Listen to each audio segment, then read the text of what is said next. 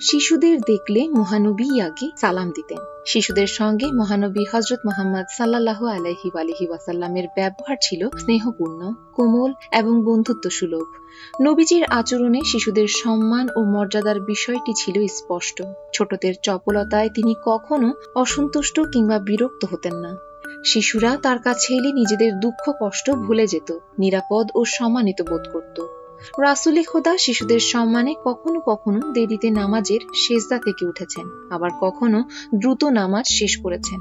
ইসলামী বর্ণনায় এসেছে, একবার মহানবী ঘরে বসেছিলেন। এ সময় সেখানে শিশু হাসান ও হোসেনকে প্রবেশ করতে দেখলেন। তাদের দেখেই তিনি দাঁড়িয়ে গেলেন এবং সামনে গিয়ে তাদেরকে স্বাগত জানালেন। এরপর হাত বাড়িয়ে দিলেন এবং দুজনকে কোলে ও কাঁধে উঠালেন।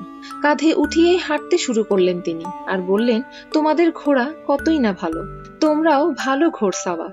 ছোটবেলায় তোমাদের বাবাও ভালো ঘোড়সাওয়ার ছিল। এই ঘটনায় এটি স্পষ্ট যে শিশু হাসান ও হোসেনকে দেখে মহানবী সর্বোচ্চ ভালোবাসা ও সম্মান প্রদর্শন করেছেন। তিনি বসা অবস্থা থেকে উঠে দাঁড়িয়ে তাদের জন্য অপেক্ষা করে তাদেরকে কোলে ও কাঁধে উঠিয়ে সব মুসলমানকে শিশুর প্রতি আচরণের উত্তম পন্থা দেখিয়ে গেছেন। নিজের নাতি হওয়ার কারণে নয়, বরং সব শিশুর সঙ্গে মহানবী এই ধরনের সদাচরণ করতেন। শিশুদের দেখলেই মহানবী আগে সালাম দিতেন। কোনো শিশু তার সঙ্গে খেলতে বললে তিনি সহজে সেই আবদার ফিরিয়ে দিতেন না।